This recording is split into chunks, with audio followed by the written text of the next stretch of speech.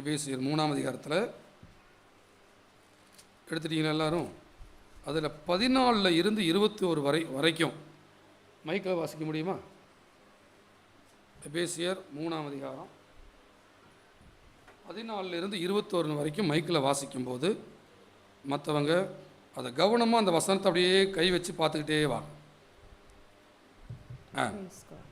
இதன் நிமித்தம் நான் பரலோகத்திலும் பூலோகத்திலும் உள்ள முழு குடும்பத்துக்கும் நாமக்காரராகிய முழு குடும்பத்துக்கும் முழு குடும்பத்துக்கும் நாமக்காரராகிய நம்முடைய கர்த்தராய் இருக்கிற இயேசு கிறிஸ்துவினுடைய பிதாவை நோக்கி முழங்கால் படியிட்டு, நீங்கள் அவருடைய ஆவியினாலே உள்ளான மனுஷனில் வல்லமையாய் பலப்படவும், விசுவாசத்தினாலே கிறிஸ்து உங்கள் இருதயங்களில் வாசமாய் இருக்கவும், நீங்கள் அன்பிலே வேரூன்றி நிலை பெற்றவர்களாகி சகல பரிசுத்தவான்களோடு கூட கிறிஸ்துவினுடைய அன்பின் அகலமும் நீளமும் ஆழமும் உயரமும் இன்னதென்று உணர்ந்து அறிவு கெட்டாத அந்த அன்பை அறிந்து கொள்ள வல்லவர்களாகவும், தேவனுடைய சகல பரிபூர்ணத்தாலும் நிறையப்படவும், அவர் தமது மகிமையினுடைய ஐஸ்வரியத்தின்படியே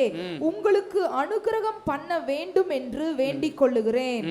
நாம் வேண்டிக் கொள்ளுகிறதற்கும் நினைக்கிறதற்கும் மிகவும் அதிகமாய் நமக்குள் கிரியை செய்கிற வல்லமையின் படியே நமக்கு செய்ய வல்லவராகிய அவருக்கு சபையிலே கிறிஸ்து இயேசுவின் மூலமாய் தலைமுறை தலைமுறைக்கும் சதா காலங்களிலும் மகிமை உண்டாவதாக. ஆமென். ஆமென். ஹல்லேலூயா. பரலோக தகப்பனே, இந்த வார்த்தைகளை கொண்டு எங்கிட்ட பேசி உள்ளத்தில் அதை தொட்டு அது செயல்பாட்டுக்கு வரும்படி கர்த்தர் கிருபை தருவீராக. இயேசுவின் நாமத்தில் பிதாவே, ஆமென். சத்தமாக ஆமென் சொல்லுவீங்களா? அடிவயத்திலிருந்து 3 அல்லேலூயா சொல்லிட்டு நம்ம வார்த்தைக்கு நேராக போகலாம். சொல்லலாம்.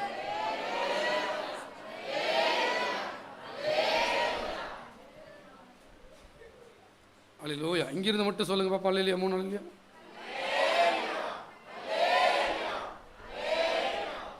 அப்பப்போ நம்ம ஆவியை ஆக்டிவ் பண்ணிகிட்டே இருக்கணும். அல்லேலூயா. ஒன்று செத்து போகிற மாதிரி பேசுகிறவங்க கூட கோபம் வந்தால் இப்படி பேசுவாங்க. நீ பார்த்தது இல்லையா? எங்கள் சாமி நாங்கள் சாப்பிட்டு படுத்துங்க உசுறு போகிற மாதிரி இருக்கும். ஆனால் எதை சொல்லி பாருங்க, ஏய் அப்படி. அதனால் உற்சாகமாக ஆண்டவருக்குள்ளே இருக்கணும். வசனம் சொல்லுது, ஆவியிலே அனலாக இருங்க. ரைட். இப்போ எபேசியர் புத்தகம், இந்த புத்தகம் யார் எழுதினா? பவுல் எழுதினார் இல்லையா? இந்த பவுல் ஒவ்வொரு புத்தகத்தை ஏறக்குறைய 13 நிருபங்களில் ஒவ்வொரு நிருபத்தையும் ஒவ்வொரு நோக்கத்துக்காக எழுதியிருப்பார், ஒவ்வொரு ஆட்களுக்கு எழுதியிருப்பார், வெவ்வேறு இடங்கள்ல இருந்து எழுதியிருப்பார். அந்த மாதிரி எபேசியர் நிருபத்தை எதுக்காக எழுதினார்னா, எபேசு மக்களே, அது எபேசு மக்களுக்கு மட்டும் எழுதலை, அதோடைய சில குறிப்புகள் மூலமாக அது எல்லாருக்கும் எழுதப்பட்டதை நம்ம பார்க்குறோம். எபேசியர் பார்த்து சொல்கிற, எபேசியர் நீங்கள் ஆவிக்குரிய ஆசீர்வாதங்களால் நிறைஞ்சிருக்கணும் அப்படின்னு சொல்லி அதுக்காக எழுதினார். எதுக்காக எழுதினார்? நீங்கள் என்ன பண்ணுங்க, ஆவிக்குரிய 1ஆம் அதிகாரம் 3வது வசனத்தை வாசிங்க.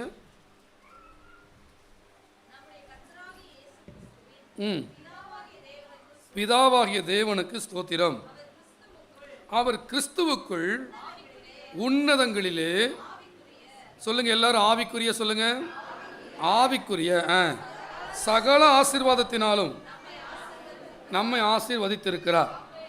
நான் அந்த காலத்துல அதை படிக்கும்போது, என்னடா இந்த புதிய ஏற்பாட்டில் எப்போ பார்த்தாலும் ஆவிக்குரிய ஆசீர்வாதம் மட்டும்தான் சொல்லப்பட்டிருக்கு.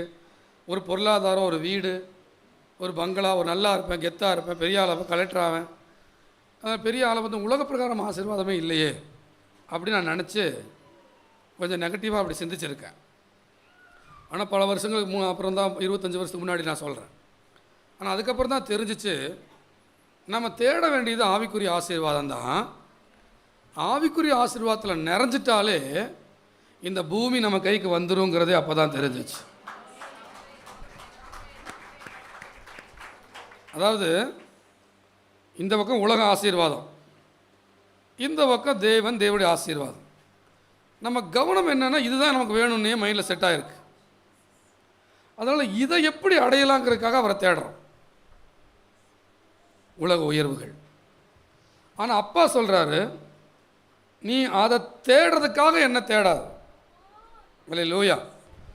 நீ என்னையும் என்னுடைய ஆவிக்குரிய ஆசீர்வாதங்களையே ஃபோக்கஸ் பண்ணு. அதில் நிறைஞ்சின்னா இதுக்கு ஒரு காந்த சக்தி இருக்குது, இது இதை இழுத்துட்டு வந்துருங்கிறார்.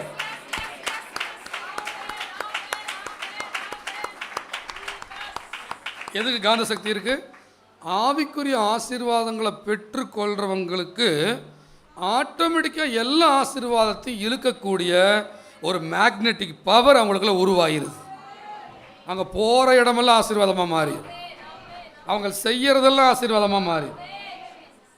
இல்லை, நான் அடிக்கடி நினச்சிக்குவேன், ஆண்டவரே ஆசீர்வாத அப்போஸ்தலர் திருச்சபைக்கு சௌரியபாளையத்துக்கு வர்றவங்க, அதாவது எங்கிட்ட வர்றவங்க ஒரு கடவுள்கிட்ட வந்த ஃபீலை அனுபவிக்கணும்னு நான் விரும்புவேன். இங்கே வந்த எல்லாம் நடக்குங்கிற மாதிரி இன்னும் அதை நோக்கி நான் இன்னும் போயிட்டுருக்கிறேன். இன்னும் அதாவது எலியா சொல்கிற மாதிரி, இஸ்ரவேலில் தேவன் இல்லைன்னு நினச்சிட்டியா? நாகமான் குஷ்டரோகி வந்து அங்கே பெரிய பிரச்சனை நடந்துட்டு இருக்கும்போது ராஜா பயந்துட்டான், சட்டையை கிழிச்சிட்டு என்ன குஷ்டரோகி நான் வந்து சுகமாக்குற நான் தேவனான்னு கேட்கும்போது அது எலியா கேட்டுட்டு அவனை எங்கிட்ட அனுப்புங்கிறான்.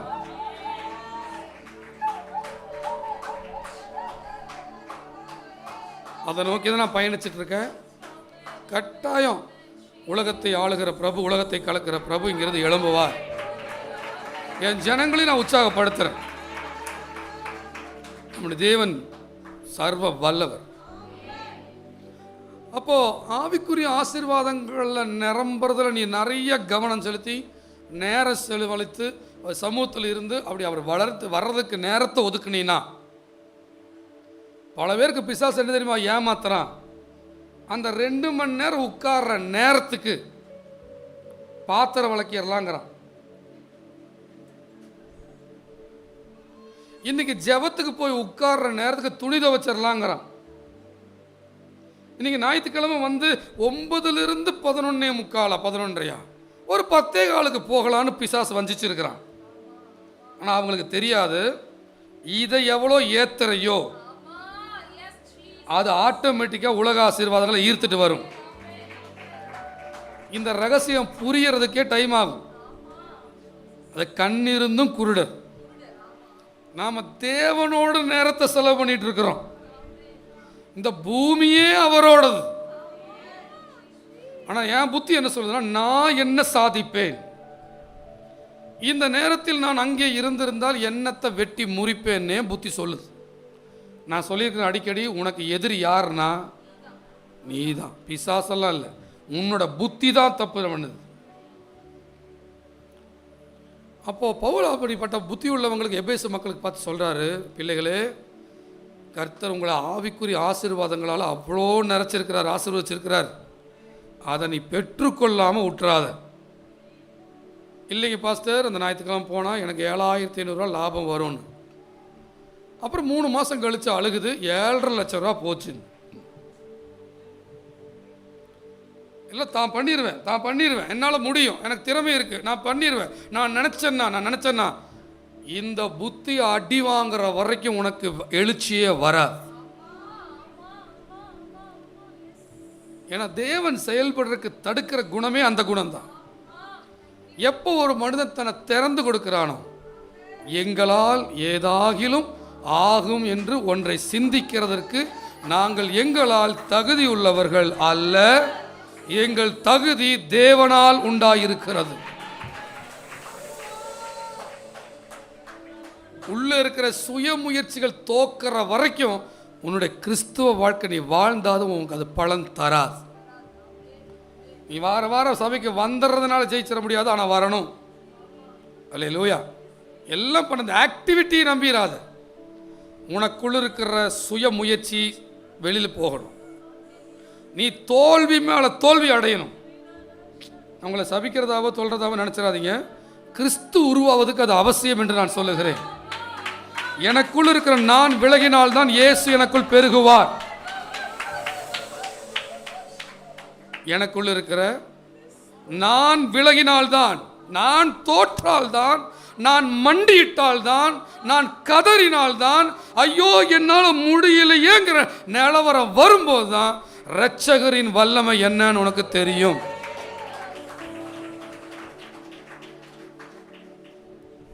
வேதத்தில் பார்த்தீங்கன்னா எங்கே பார்த்தாலும்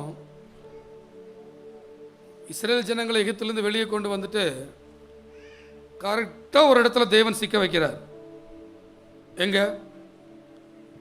செங்கடல் எதிர்த்து வந்தும் பங்கம் வந்திடாமல் அங்கு பாதை ஒன்று. முன்னாடி செங்கடல், பின்னாடி எகிப்தியர், ரெண்டு பக்கம் மலை. ஓட முடியுமா? ஓடவும் முடியாது. நல்ல முட்டுச்சந்தில மாட்டர். இப்படிலாம் நான் மாட்டினதுனால தான் இயேசுவை அறிந்து கொண்டேன். எல்லா கதவுகளும் அடைக்கப்பட்டனும். அதை பற்றி வேதம் சொல்லுது. அதன் மூலமாய் நானே தேவனை அறிந்து கொள்வாய், நானே ஐஸ்வர்யத்தை சம்பாதிக்கிறதுக்கான பலனை தருகிறவர்.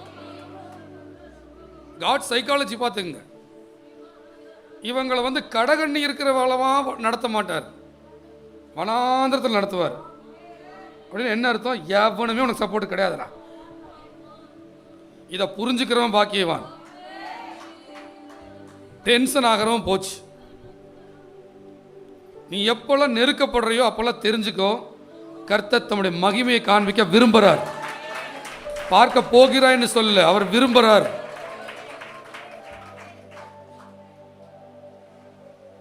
ஏன்னா இந்த இடத்துல ஒரு ஹீரோ தான், மகிமை ஒருத்தருக்கு தான். இங்க வெவனும் ஹீரோ கிடையாது.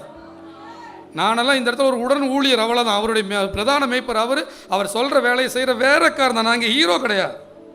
இங்க ஒரே ஹீரோ தான், ஜீசஸ். உனக்கு எப்படி இயேசு வேணுமோ அப்படிதான் எனக்கும் இயேசு வேணும். அல்லேலூயா. ஆனால் நீங்கள் எனக்கு கீழ்ப்படியணும், ஏன்னா அவர் என்ன அப்பாயின்ட் பண்ணியிருக்கிறதுனால. ஆனால் ஹீரோ யாருன்னா அவர் தான் ஹீரோ. சத்தமும் ராமேன்னு சொல்லுங்க, சத்தமும் ராமேன்னு சொல்லுங்க.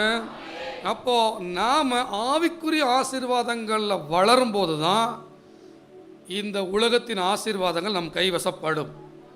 புரிஞ்சுங்க? ஆமேன்னு சொல்லுங்க. அப்போ இந்த ஆசீர்வாதத்தை வாங்கிறதுக்குன்னு எந்த கிறிஸ்தவன் ஒவ்வொரு நாளும் ஒரு நேரத்தை அதுக்காக வச்சிருக்கிறானோ, அதை ஜெப நேரம்னு சொல்லுங்க, இல்லை தெய்வனை ஐக்கியம் பாராட்டுற நேரம்னு சொல்லுங்க, என்னமோ பேர் வைங்க. அந்த நேரத்தை விரும்பி வைக்கிறானோ, குறைஞ்சபட்சம் ஒரு 1.5, தொழில் செய்கிறவங்கள ஒரு 2 மணி நேரம் வைக்கணும். வேலைக்கு போகிறவங்க காலையிலேருந்து நைட்டு போகிறவங்க ஒரு 1.5 மணி நேரம் வைக்கணும். அட வேதம் வாசித்து ஆராய்ச்சி ஜெபிச்சு கொஞ்சம் மனசு விட்டு பேசி அது எப்படிங்கிறத சத்தியத்தை தியானிக்கலாம். அப்படி பண்ணுறான் இல்லையா, அவன் இடறினாலும் மேலே வந்துடுவான். ஏன்னா அவங்ககிட்ட கர்த்தர் பேசிடுவார். இந்த 19 எந்திரிச்சோன்னு சோத்திரம் பண்ணிட்டு அப்படியே வாழ்க்கை நடத்துறது இல்லை, அதுக்கெல்லாம் மொன்ன கத்திக. அதனால கூப்பாடு போடும், ஆனால் ஒன்றும் வெட்டி முறிக்காது. அல்லேலூயா. ஒரே பாட்டில் மேலே வந்தவங்கள நம்ம. அல்லேலூயா. அவர் கடைசியில் 2 முன்னாடி வச்சுக்க வேண்டி வந்துடும். எல்லாம் பார்த்துருப்பீங்க, நான் நம்புகிறேன். தெரியாமல் போயிட்டு எதுக்கு நான் போய் எக்ஸ்பிளைன் பண்ணேன். அல்லேலூயா. தேவன் நமக்கு கொடுக்குற கிருபை ஒழுங்கை கொண்டு வருகிற கிருபை, பரிசுத்தத்தை கொண்டு வருகிற கிருபை. எப்படி வேணா வாழ்ற கலைக்கப்பட்டவங்க இல்லை. நாம் யோசுவாக்கள், அவர் வழிகளில் தான் நடப்போம். நாம் மோசேக்கள், அவர் சொல்லுகிறதை தான் செய்வோம். நாம் ஆபிரகாம்கள், அவர் போச்சுள்ள இடத்துக்கு தான் போவோம். எனவே அவரோடு ஒரு நல்ல நெருங்கின ஒரு பாசமும் அவர் மேல் நல்ல ஒரு மரியாதை வச்சு, எவனோ யாரோ ஒருத்தர் ஒன்று சொல்லுவாங்களான்னு தலையை வைக்கிறதுக்கு பொதுவாக தினந்தோறும் எங்கள் அப்பா பேசுவார்னு சொல்லி அவர் சமூகத்தில் உட்காந்தீங்கன்னா எங்கள் அப்பா உன்னை நிரப்பாமல் போயிடுவாரா என்ன? அதில் உங்களுக்கு மறுபடியும் உங்களுக்கு ஆலோசனை சொல்கிறேன். நீ ஜெயிக்கணுமா, எதிர்காலத்தில் என்ன நடக்க போது உனக்கு தெரியணுமா, என்ன முடிவெடுக்கணும்னு உனக்கு தெரியணுமா, உன் வாழ்க்கை சரியான ரூட்டில் போகுதான்னு தெரியணுமா, ஒவ்வொரு நாளும் அவரோடு இருக்கிறதுக்கு ஒரு நேரத்தை நீ செலவு செஞ்சு தான் ஆகணும்.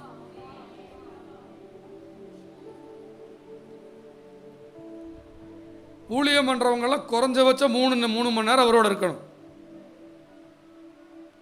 ஊழியம் பண்ணாதவங்க, தொழில் செய்கிறவங்க 2 மணி நேரமாவது அவரோட சமூகத்தில் இருக்கணும்.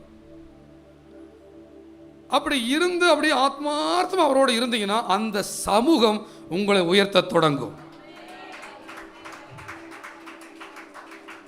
அந்த சமூகம் உங்களை உயர்த்த தொடங்கும்.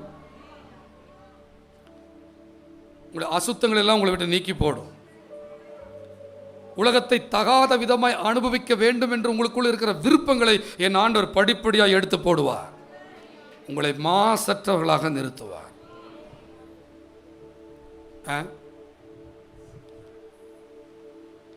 நம்முடைய நேரங்களை சரியாக பயன்படுத்தினாலே நம்ம ஆசீர்வாதமாக இருப்போம். தெரியுமா உங்களுக்கு? யாரோட பழகணும், யாரோட பழகக்கூடாதுன்னு முடிவு எடுத்தாலே நம்ம நல்லா இருப்போம். தெரியுமா உங்களுக்கு? வெட்டியாக உட்காந்து பேசியே கெட்டு போனவங்க தான் நிறையா பேர். பெந்தகோஸ்துக்காரங்களை தான் சொல்கிறேன். அல்லேலூயா. இப்போ என்னென்னலாம் நம்ம பெற்றுக்கொள்ளணும்னு அதில் வாசிக்கிறோம். 3ஆம் அதிகாரத்தில் 15ஆம் வசனம் சொல்லுது, நம்முடைய கர்த்தராக இருக்கிற இயேசு கிறிஸ்துவினுடைய பிதாவை நோக்கி என்ன பண்ணுங்க? எல்லாரும் சொல்லுங்க, என்ன பண்ணணும்? கூடுமான வரைக்கும் ஜெபம் எப்படி பண்ணணும்னா முழங்காலில் பண்ண முடியலன்னா அப்படி உட்காந்து மறுபடியும் முழங்காலுக்கு வாங்க. முழங்கால் படியிட்டு நீங்கள் அவருடைய ஆவியினாலே, இல்லை என்னால் ரொம்ப நேரம் முழங்கால் படியிட முடியல, அதனால 1/2 மணி நேரம் தான் முடியுது, ஜெபத்தை முடிச்சுக்காதீங்க. 1/2 மணி நேரம் முழங்கால் பட முடியுதா பிடிச்சிட்டு அடுத்த 2 மணி நேரம் படுத்துட்டாவது ஜெபம் பண்ணுங்க. வாஸ்தவமாக சொல்ல தூங்கிடுவாங்க. தூங்காத மாதிரி என்ன பொசிஷனில் உட்கார முடியுமோ உட்காந்துங்க. நடங்க, உட்காருங்க, பேசுங்க, ஏதோ ஒரு ஆக்டிவிட்டியில் பாடி ஆக்டிவிட்டி கொடுத்து. ஆனால் ஒரு நோக்கம் வந்து நீங்கள் கர்த்தருக்குள்ள நிறைஞ்சிருக்கணும்.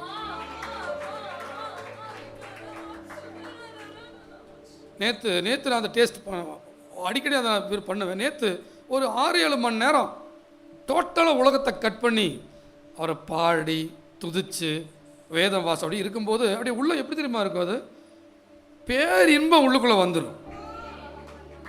எவனுமே தேவைப்பட மாட்டாங்க. அந்த இன்பத்துக்குள்ளே வந்து நம்ம அடிமையாயிருக்கோம்.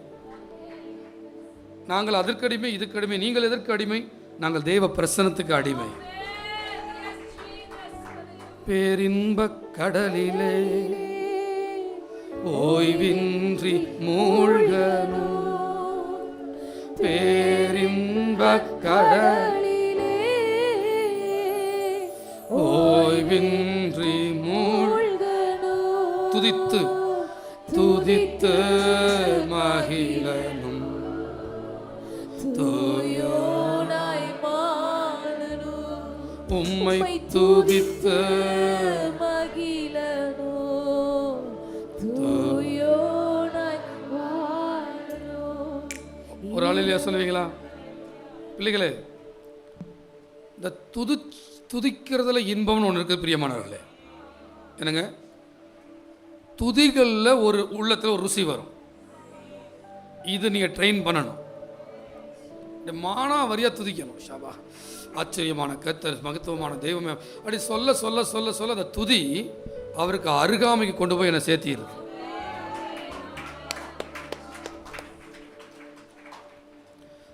அவருடைய வாசல்களில் துதியோடும் அவருடைய பிரகாரங்களில் புகழ்ச்சியோடும் பிரவேசியுங்கள்.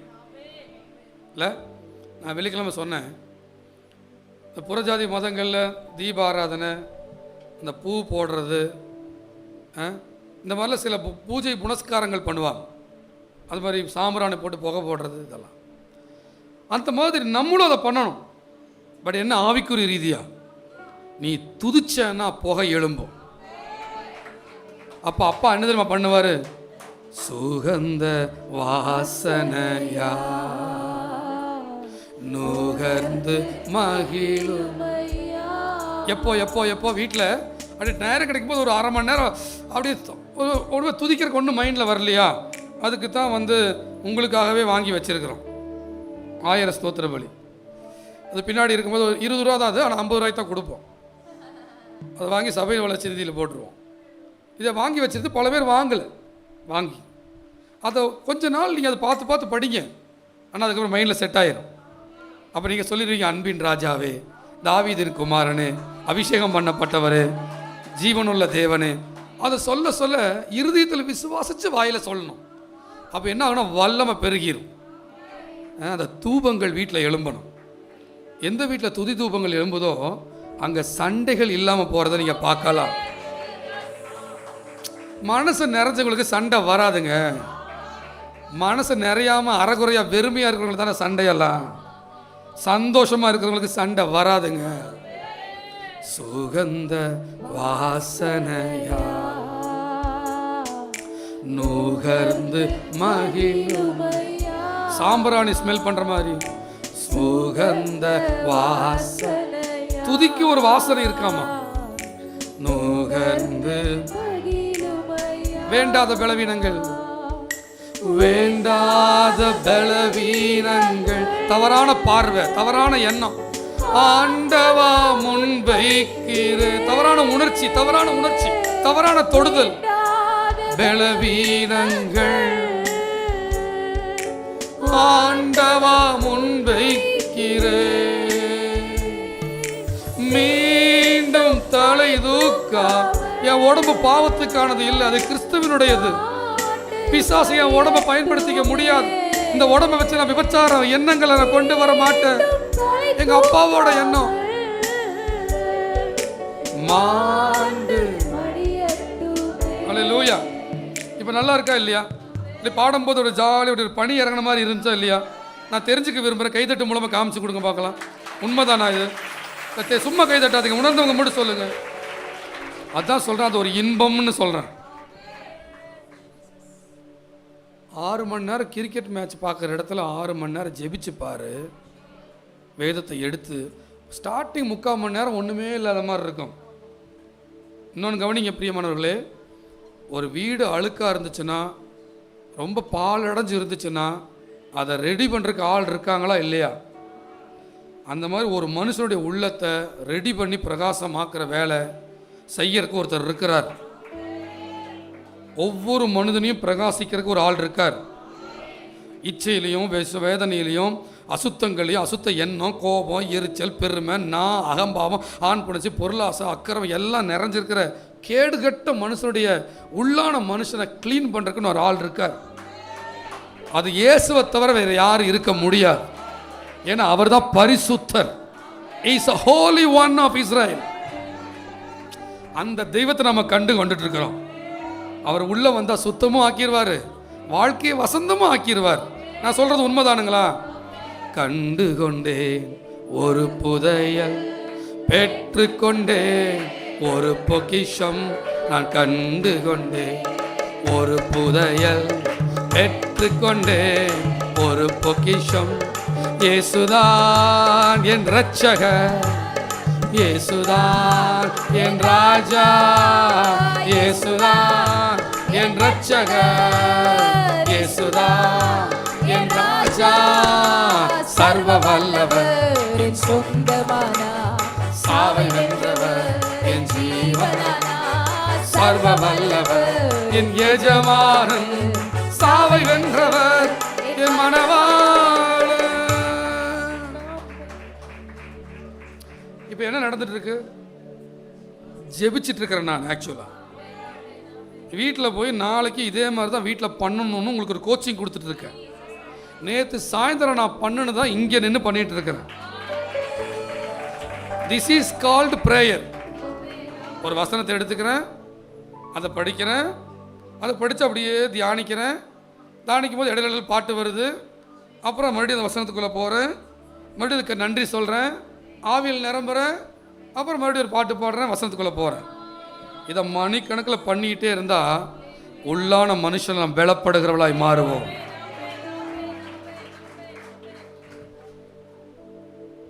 இப்போ கொஞ்சம் யோசிச்சு பாருங்க, நான் எவ்வளோ நிறைஞ்சிருப்பேன் இல்லையா? இப்போ பிசாசு என் பக்கத்தில் வந்து நிற்க முடியுமா? இப்போ யாரோ பிசாசு பிடிச்சவங்க மேலே கையை வச்சா தொப்புன்னு விழுந்துருது. இப்போ நம்ம பேச பேச எனக்குள்ள வல்லமை கூடுது. நான் ஜெபம் முடிச்சோன்னா யாரோ கை வச்சான்னு என்ன ஆகுதுன்னா டக்கு டக்குன்னு விழுவும். அப்போவே தெரிஞ்சுக்கங்க, நான் சும்மா பாட்டு இல்லை, இது வல்லமை கூடுற பாட்டு. இது இதை நீ வீட்டில் செஞ்சீங்கன்னா உன் வீட்டில் பிசாசு இருக்காது, குடும்ப சண்டை வராது. கணவன் மனைவி பிரிஞ்சு போகிற அளவுக்கு பிசாசு சேட்டை பண்ணுறான்னா காரணம் அந்த அளவுக்கு நீ அவனோட இருக்கிற பிசாசோட. நீ ஆராதிச்சு பார், துதிச்சு பார். அல்லேலூயா. இந்த கெட்ட புத்தியெல்லாம் அப்படியே மறைஞ்சு போயிடும். என்னடி நீ காலத்தில் சொல்ல, நீ ஒருவர் கடித்து பச்சித்தீர்களானால் அழிவீர்கள். ஆனால் ஆவியின் சிந்தையோ ஜீவனும் சமாதானம். நல்லா ஆவிக்குள்ள வரணும். கேட்குறவங்கள ஒரு ஆமீன் சொல்லுங்க. எதுக்குள்ள வரணும்? நீ கர்த்தருடைய ஆவிக்குள்ள வரலைன்னா எந்த ஆவியோட இருக்கிற? பிசாசின் ஆவி. முகத்தில் தெரியும். இப்போ ஜெபிக்கும் போது எப்படி ஜெபிக்கிறது பாருங்க. எதுக்காக ஜெபிக்கணும் பாருங்க. முழங்கால் படிக்கிட்டு 6 விஷயம் மொத்தம். என்னென்ன விஷயம்? 1, நீங்கள் அவருடைய ஆவியினாலே உள்ளான மனுஷனில் வல்லமையாய் பலப்படணும். ஒரு ஆமேன் சொல்லுங்க எல்லாரும். சத்தம் ஒரு ஆமேன் சொல்லுங்க. டைம் ஆனதுக்காக ஒரு ஆமேன் சொல்லுங்க. பெரும்பான்மையான மக்களுக்கு பாஸ்டர் நீங்கள் பேசுங்க பாஸ்டர், நல்லா இருக்கும். அந்நியம் இத்தனை பாயிண்ட்களை பேசணும், நல்லா இருக்கும் பாஸ்டர்னு கொஞ்சம் இருக்கும். ஆனால் சிலது அப்படியே பார்டரில் நிற்கும். ஏன் 11:30 முடிக்க மாட்டாங்களா? இல்லை, நான் கேட்குறவங்கள பார்த்து நீ வீட்டில் போய் என்ன தான் பண்ண போகிற? நீ என்ன பண்ண? அப்படி என்ன? சில சமயம் ரோட்டில் பார்த்தீங்கன்னா சில பசங்க ஆட்கள்லாம் அப்படி பாட்டி ஃபாஸ்ட்டாக போயிட்டுருப்பான். ரொம்ப முக்கியமாக போவாங்கன்னு பார்த்தா அங்கே ஸ்டாண்டு போட்டு டீ குடிச்சிட்டு இருக்காங்க. ஏன்னா டீ குடிக்கிறது தான் நீ இவ்வளோ ஃபாஸ்ட்டாக போகிறியாரா? அப்போ எதுக்கு உனக்கு சீக்கிரமாக எதுக்கு ஆராதனை முடியணும்? என்ன பண்ண போகிறேன்? அது ஃபாஸ்ட்டாக போய் சாப்பிட்டு படுத்துக்க போகிறேன். அட கூற விட்டு சாப்பிட்டு படுக்கிறத நீ ஃபாஸ்ட்டாக போறியா? மனுஷன் அப்பத்தினால மாத்திரம் அல்ல, தேவனுடைய வாயிலிருந்து பிறக்கிற ஒவ்வொரு வார்த்தையினாலும் உயிர் வாழ்வான். நீ என்னென்னமோ ஊர் சுத்தம் போதெல்லாம் உன் புருஷன் உன் வீட்டில் எவனும் திட்டல, மொண்டாடி திட்டல. ஜபத்துக்கு போய் லேட் ஆனதுனால தான் குடும்ப பிரிய போகுது. நல்லா பேசுறீங்கப்பா. ஒன்றை நான் கேட்டேன், அதையே நாடு.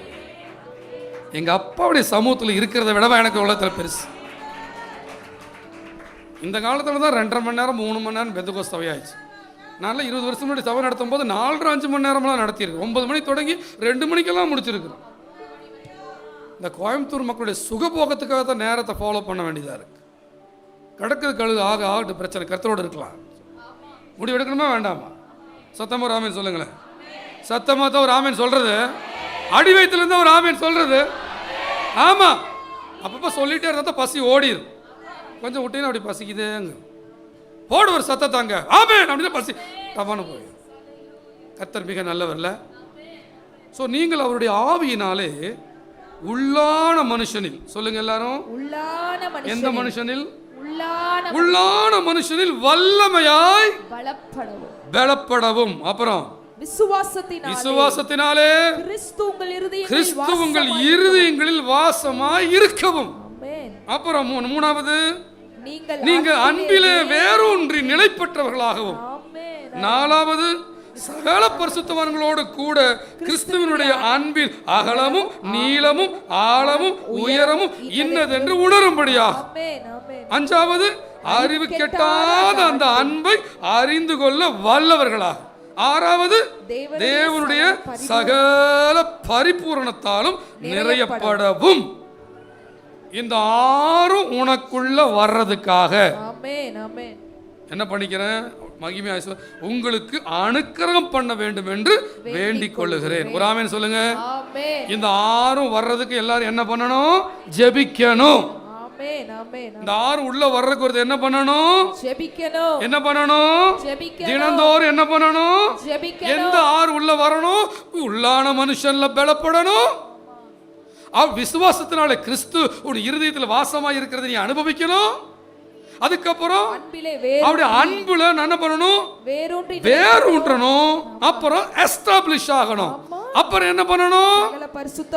சகல பரிசுத்தவான்களோடு சேர்ந்து கிறிஸ்துவனுடைய லவ்வுக்கு 4 டைமென்ஷன் இருக்கு. கிறிஸ்துவுக்கு அன்பு, கிறிஸ்துவின் அன்புக்கு நீளம் இருக்கு, தெரியுமா உனக்கு? நீளம் இருக்குது, ஆமென் சொல்லுங்க. அந்த அன்புக்கு ஒரு அகலம் இருக்குது, ஆமென் சொல்லுங்க. அந்த அன்புக்கு ஒரு உயரம் இருக்கு, ஆமென் சொல்லுங்க. அந்த அன்புக்கு ஒரு ஆழம் இருக்கு, ஆமென் சொல்லுங்க. இதையெல்லாம் நீ ஜெபத்துல போய் உட்கார்ந்து கண்டுபிடிக்கணும். உள்ள போகணும்னு அப்பா அழைக்கிறாரு. அகலம், நீளம், ஆழம், உயரம், அதெல்லாம் நமக்கு என்னங்க தெரியும்? சிக்கனுக்கு அந்த கொத்தமல்லி தலை வாங்கிட்டியாடி?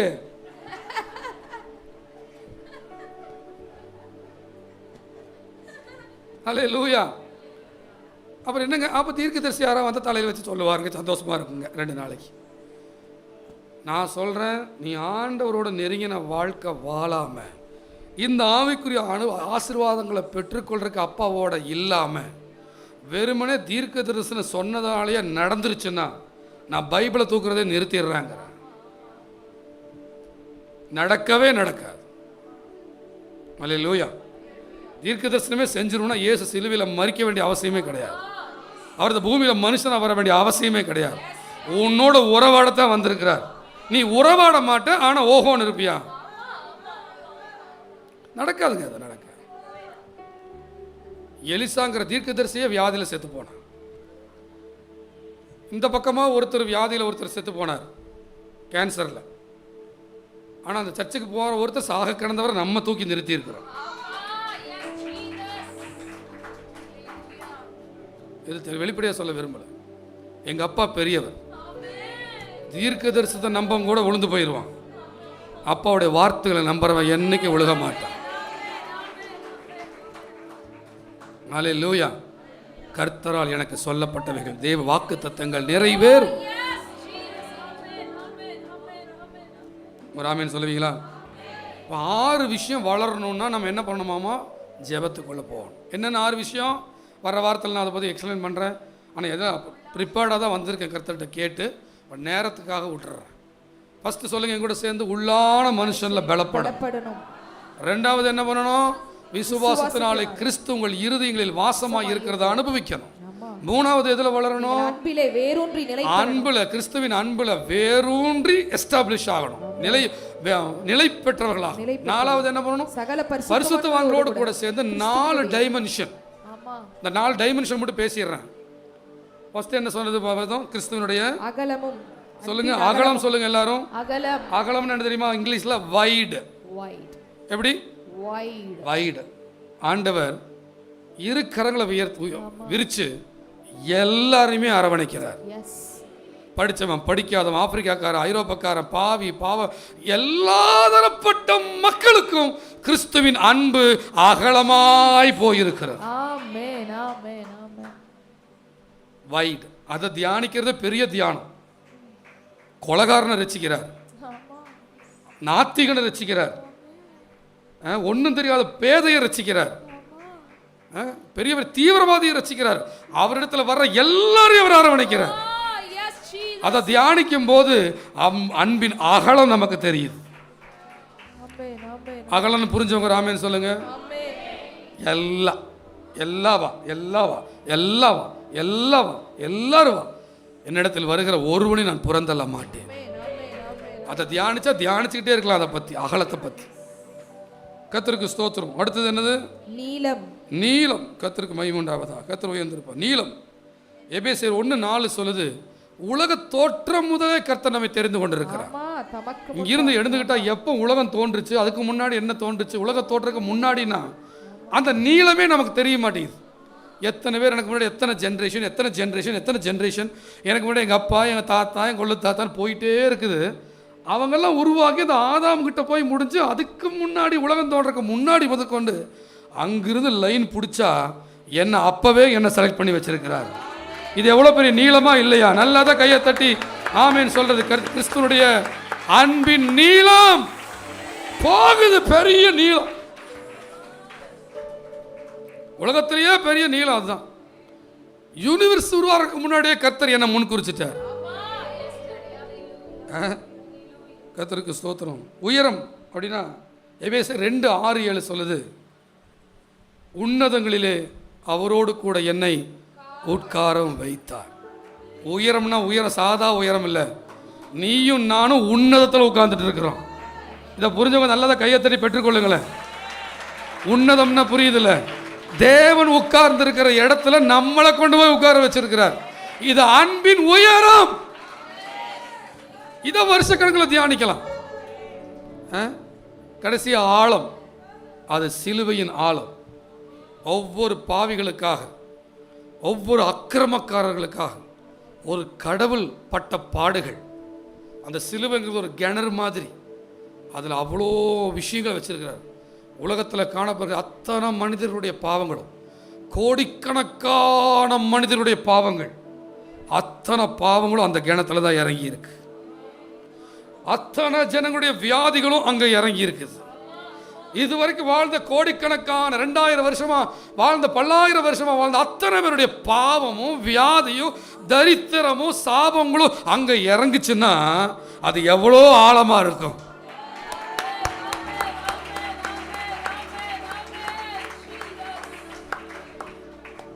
ஒரு சகோதரி தட்டின விதத்தை பார்க்கும்போது ஆழத்துக்குள்ள போய் ஏதோ வேற ஏதோ ஆழத்தில் விழுந்திருப்பாங்க போல இருக்கு. அவர் ஆமேன்னு சொல்லுவீங்களா? நான் எத்தனை தடவை இன்னி பிரசங்கிச்சாலும் பூரிப்போடையே தான் பிரசங்கம் பண்ணுவேன். ஒவ்வொரு முறையும் எனக்கு அது புதுசாக இருக்கு, சந்தோஷமா இருக்கு. இந்த உலகத்திலே சுட சுட செய்தி என்னன்னா அது சுவிசேஷம் மட்டும்தான். என்னைக்குமே ஹாட்டாவே இருக்கும். அதனால இது எல்லாம் பெற்றுக்கொள்றவங்க யாருன்னா, இதை பற்றி வர்ற நான் ஞாயிற்றுக்கிழமையும் இந்த 6 பாயிண்ட்டையும் கத்திர சித்தமாக நான் தியானிக்கிறோம். இது எல்லாம் பெற்றுக்கொள்ளும் போது நம்ம ஆவிக்குரிய ஆசீர்வாதங்களில் நிரம்புகிறோம். இப்படி நிறைஞ்சிட்டோம்னா நம்ம உலகத்தின் ஆசீர்வாதங்களை ஈர்க்கிறவங்களாக மாறுறோம், உலகத்தில் ஆளுகை செய்கிறவங்களாக மாறுறோம். 2 வாரத்துக்கு முன்னாடி சொன்னேன் இல்லையா, கிருபையின் பரிபூரணத்தை பெறுகிறவர்கள், கர்த்தருடைய ஈவின் பரிபூரணத்தை பெறுகிறவர்கள் கிறிஸ்துவோடு கூட ஜீவனை அடைந்து ஆளுகை செய்வார்கள் என்பது அதிக நிச்சயமாமே. we going to rule Coimbatore. நாம் நம்முடைய வாழ்க்கையை ஆட்சி செய்ய போகிறோம், நம்முடைய ஊர் ஆட்சி செய்ய போகிறோம். இந்த பூமியின் அதிகாரங்களே கர்த்தர் நம்ம கையில் கொடுக்குறார். யாருக்குன்னா கிருபையை கேட்டு துளி குதிச்சிட்டு போகிறவன் மட்டும் இல்லை, தினந்தோறும் நேரத்தை ஒதுக்கி அதுக்குன்னே அப்பா கூட உட்கார்றான் பாருங்க, அவன் இந்த உலகத்தை ஜெயிக்காம மறுபடியும் அடுத்த வாரம் வர மாட்டான். புரிஞ்சவன் நல்ல ஒரு ஆமேன்னு சொல்லுங்க. எனக்கு அவ்வளோ ஒன்றும் இயேசு பற்றி தெரியாதுங்க, என்னங்க ஜெபிக்கிறது? தெரிஞ்ச வரைக்கும் ஜெபம் பண்ணு. எதுவுமே தெரியலையா, இந்த மெசேஜை கேட்டுட்டு ஆமேன் போட்டுட்டு யூடியூப்ல போட்டுட்டு ஆமேன் ஆமேன்னு சொல்லு. எதுவும் தெரியலையா, இதை சத்தம் போட்டு வாசித்து நன்றி நன்றி சொல்லு. எதுவுமே படிக்கவே தெரியலையா, தெரிஞ்ச பாட்டை பாடு. பாட்டே தெரியலையா, அப்பா பார்த்து நன்றிப்பா நன்றிப்பா நன்றிப்பான்னே சொல்லு மணிக்கணக்கில். நிச்சயமா அப்பா உன்னோட தொடர்பு கொள்வார்.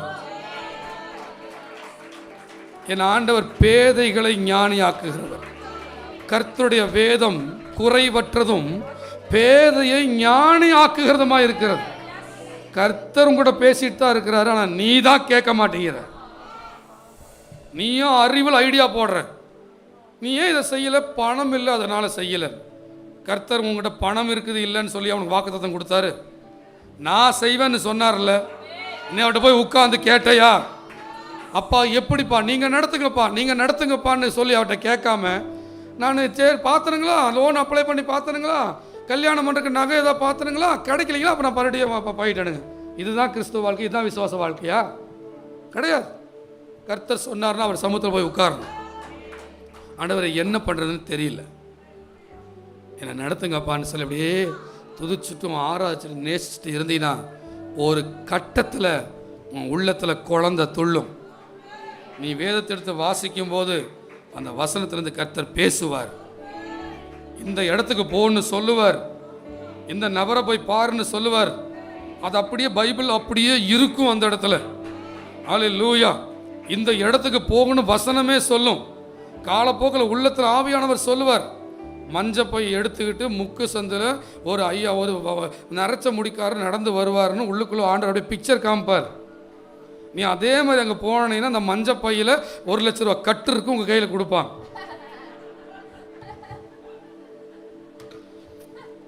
ஏதோ உனக்கு அது கட்டு கொடுக்குறாரோ, பத்திரம் கொடுக்குறாரோ, செக்கு கொடுக்குறாரோ, அல்லது ஏதோ விசிட்டிங் கார்டு கொடுத்து வந்து பார்க்க சொல்கிறாரோ தெரியாது. ஆனால் எங்கள் அப்பா நான் உனக்கு போதித்து நீ நடக்க வேண்டிய வழி உனக்கு காண்பிப்பேன், உன்மேல் என் கண்ணை வைத்து உனக்கு ஆலோசனை சொல்லுவேன்கிறார். இந்த வார்த்தையை நீ மதி, ரெஸ்பெக்ட் பண்ணு. சொல்லுவேன்னு சொல்லியிருக்கிறார்ல, அவர் சொல்லாத வரைக்கும் ஜபத்தை விட்டு எந்திரிக்காத. நீ யார்கிட்ட போய் சண்டை போட்டு என் குடும்பத்தில் பிரச்சனை கொண்டு வர, ஒரு நல்ல கடவுளை வச்சுட்டு என் வீட்டில் ஒரே ரோதனை பண்ணிட்டு இருக்கிற, செவுத்த பார்த்து உட்காரு, கையை தூக்கி. நீ நம்புகிறது கர்த்தராலே வரும். அதில் வர்ற வாரம் நிறைய நேரம் ஜெபிச்சுட்டு வர ஞாயிற்றுக்கிழமை வருவீங்க, நான் நம்புகிறேன். நல்ல ஜெபத்தில் வளருங்க, சரிங்களா? அப்படி எழுந்து நிற்கலாமா?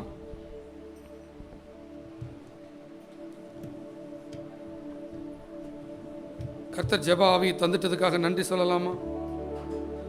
ஆவிக்குரிய ஆசீர்வாதங்களை நான் வளர்ந்தேன்னா எல்லாமே எனக்கு வந்துடும் அப்படின்னு புரிஞ்சவங்களாம் ஒரு ஆமேன்னு சொல்லுங்க. ஆவிக்குரிய ஆசீர்வாதத்தை உள்ளான மனுஷனில் நான் பலப்பட்டுட்டேன்னா எனக்கு வர வேண்டியதெல்லாம் தன்னை போல வந்துடும் அப்படின்னு நம்புறவங்களாம் ஒரு ஆமேன்னு சொல்லுங்க. ஆமாம், உண்மை, அது சத்தியம். கர்த்தருக்குள்ளே வளர போகிறவங்க அப்படியே கண்களை மூடி 2 நிமிஷம் கர்த்தரை ஸ்தோத்திரம் பண்ணுங்க பார்க்கலாம். நன்றி சொல்லுங்க பார்க்கலாம். நீர் பேசின சத்தியமுள்ள வார்த்தைக்காக நன்றின்னு சொல்லுங்க.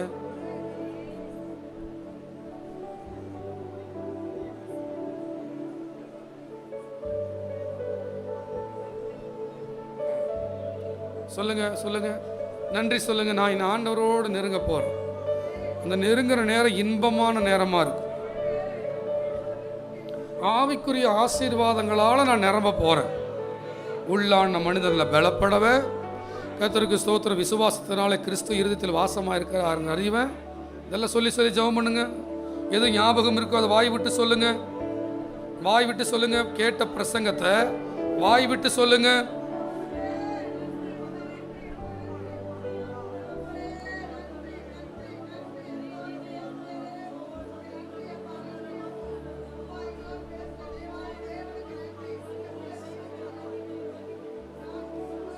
நீ ஆவிக்குரிய வாழ்க்கையில் வளர வளர நீ செய்கிறது வாய்க்கும் அது சந்தோஷமாக இருக்கும். நீ எல்லாம் தெரியுங்கிற மாதிரி செஞ்சீங்கன்னா கடைசியில் முடங்கி போயிடுவேன். அப்படி சொல்கிறதுக்கும் சாபத்துக்கும் சம்மந்தம் இல்லை. அது எச்சரிக்கை. இதை தெரிஞ்சுட்டு தான் இந்த ரூட்டுக்கு போனால் பொள்ளாச்சி, அந்த ரூட்டில் போனால் பாலக்காடு, அவ்வளோதான் வித்தியாசம். நீ கர்த்தரை தெரிந்து கொண்டு அவரோடு இருந்தீங்கன்னா அவருடைய ரிசல்ட் இப்படி இருக்கும். நீ அவரை தேட இஷ்டம் போல் வாழ்ந்தீங்கன்னா அவருடைய முடிவு இப்படி இருக்கும். அவ்வளோதான். ஆண்டு ஒப்படைங்க. ஆசிர்விக்குரிய ஆசீர்வாதங்கள். 40 நாள் ஃபாஸ்டிங் பேர் நடக்குது. இந்த இஸ்லாமியர்கள்லாம் எடுத்துட்டிங்கன்னா நோன்பு நாட்களில் என்ன தொழில் செஞ்சுட்டு இருந்தாலும் பயங்கரமாக HMR ஹோட்டலாம் அவ்வளோ வருமானம் வரும். பெரிய பெரிய ஹோட்டல்கள்லாம் முஸ்லீம் நடத்துறதெல்லாம் அவ்வளோ வருமானம் வரும். கஸ்டமர்கள் நின்றுட்டுருப்பாங்க.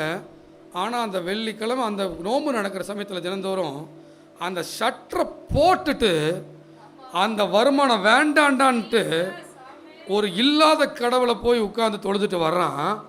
ஆனால் உனக்கு உண்மையான தெய்வம்னு அவர் தான் தெரியுது. ஆனால் உன்னால் பல காரியங்களுக்கு ஷட்டர் போட முடியல. எதுக்கெல்லாம்? படிப்புக்கு ஷட்டர் போடு. நீ பெரிய 12th 10th படிக்கிறவனா இருந்தாலும் சரி, ஷட்டரை போடு. ஹல்லேலூயா. இப்படிலாம் வைராக்கியம் காமிச்சு அப்பாவை தேடி பாரு. எங்கள் அப்பா ஆசீர்வதிக்கலைன்னு என்னை வந்து கேளு. கர்த்தரை தேடுகளுக்கு ஒரு நன்மையும் குறைபடாது. நீ 12 நாள் முடிஞ்சிருச்சு, நீ 28 நாள் இருக்குது. ஓட வேண்டிய இடத்துக்கெல்லாம் ஷட்டரை போட்டுட்டு அந்த ஜெபத்தில் வந்து உட்காரு. கர்த்தர் உன்னை ஏதோ பேச விரும்புகிறாரு, உன்னை பலப்படுத்த விரும்புகிறாரு. அவர்கிட்ட வராமல் நீ போடுற கணக்கு நிச்சயமாக பழிக்காது. அவருக்கு ஒப்படைக்காமல் நீ போடுற ஐடியாலாம் அங்கே தேராது. எங்கள் அப்பாவுக்கு நீ வேணும். ஹல்லேலூயா. நல்லா ஒப்படைச்சு ஜெபிங்க பார்க்கல எல்லாரும். ஹல்லேலூயா. ஹீரோ இல்லாமல் எப்படிங்க படம்? தேங்க்யூ அப்பா. ஆண்டவரே, நம்முடைய பிள்ளைகளுக்கு பேசி கொண்டிருக்க தயவுக்கு நன்றி. நம்முடைய ஐக்கியத்தில் பெருக கிருபைதான். இப்போ ஒரு நல்ல ஒரு நம்ம காணிகள் விலையேற பெற்றவர்கள் நம்ம செலுத்த போகிறோம். இருக்கிறதுலே விலையேறப்பட்டு, ஆனால் அதே சமயத்தில் அது உற்சாகமாக அன்பில் கொடுக்கணும். நெருக்கடியில் கொடுக்காம நல்லா விரும்பி மன விரும்பி அப்படி காணிக்க கொடுக்க வரும்போது அப்பா என் ராஜாவுக்கு எங்கள் அப்பனுக்கு கொடுக்குற சந்தோஷத்தில் வந்து நீங்கள் போடணும். ஒரு ஆமேன்னு சொல்லுவீங்களா? ஒரு பாடலை பாடும்போது கத்திருக்கண்டு தசம பாகங்களை காணிக்கைகளை செலுத்தலாமா? எனது தலைவன் இயேசுராஜன் மார்பில் சாய்ந்து சாய்ந்து மகிழ்ந்து மகிழ்ந்திருப்பேன். எனது தலைவன் இயேசுராஜன் மார்பில் சாய்ந்து சாய்ந்து மகிழ்ந்து மகிழ்ந்திருப்பேன். இதய தீபம் எனது தெய்வம், இரக்கத்தின் சிகரம். இதய தீபம் எனது தெய்வம், இரக்கத்தின் சிகரம்.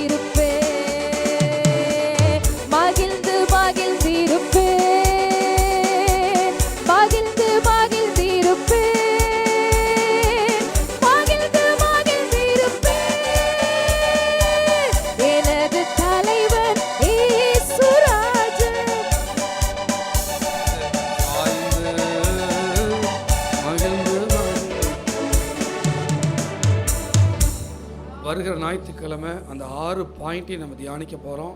அது மிகுந்த பிரயோஜனமாக இருக்க போகுது. நல்ல விசுவாசமுள்ள ஜெபத்தோடு வாங்க. சபை கூடி வருதில் ஒரு வாரம் கூட மிஸ் பண்ணாதீங்க. ஞாயிற்றுக்கிழமைன்னா கர்த்தர்னு எழுதிருங்க இருதயத்தில். ஆண்டவர்களை மேன்மைப்படுத்துவார். ஜெபிக்கலாம். பரலோக தகப்பனே, படைக்கப்பட்ட காணிக்கைகளை கர்த்தர் ஆசீர்வதித்து அங்கீகரிப்பீராக. உங்களை நேசித்து மனசு நிறைஞ்சு கொடுத்துருக்குறாங்க. அவங்களுடைய களஞ்சியங்கள் நிரம்பட்டும், அவருடைய வருமானங்கள் பெருகட்டும், நல்லா உழைக்கணும், நல்ல வருமானம் பெருகணும், நல்ல தெய்வனோடு இருக்க கர்த்தர் கிருபைத்தான். ஒவ்வொரு குடும்பங்களில் சமாதானம் பெருக போகிறதற்காக நன்றி. இன்றைக்கி வராத மக்களுக்காக ஜெபிக்கிறேன். கர்த்தர் அவர்களை அழைத்து வருவீராக. யாரெல்லாம் மாம்ச எண்ணங்களோடு வைராக்கியம், கோபம், குறை சொல்லுதல், குற்றம் சாட்டுறது, சங்கடம், வருத்தம்னு மாம்சத்தில் இருக்கிறார்களோ அவர்களெல்லாம் ஆவிக்குள் வருவார்களா. கர்த்தர் அவர்களை அழைத்து வருவீராக என்று நான் ஜெபிக்கிறேன். அனைத்து மகிமைக்கே செலுத்தி இயேசு இரட்சகரின் நாமத்தில் ஜெபிக்கிற நல்ல பிதாவே. சேர்ந்து சத்தமா சொல்லலாமா? என் ஆத்துமாவே, என் ஆத்துமாவே பிதாவாகிய தேவனுடைய அன்பும் ஆண்டவராகிய இயேசு கிறிஸ்துவின் கிருபையும் பரிசுத்த தேவ ஆவியானுடைய ஐக்கிய ஸ்நேகம் சகா சந்தோஷம் அனைவரோடு கூட இயேசுவின் வருகை பரிந்தும் இருப்பதாக. நல்ல 3 நாளிலேயே சொல்லலாமா? அல்லே அல்லே. நீங்கள் புறப்பட்டு போய் கொளுத்த கன்றுகளைப் போல வளருங்க. ஆசை. இன்னைக்கு தான் புதுசாக வந்தவங்க முன்னாடி வாங்க. ஜெபம்.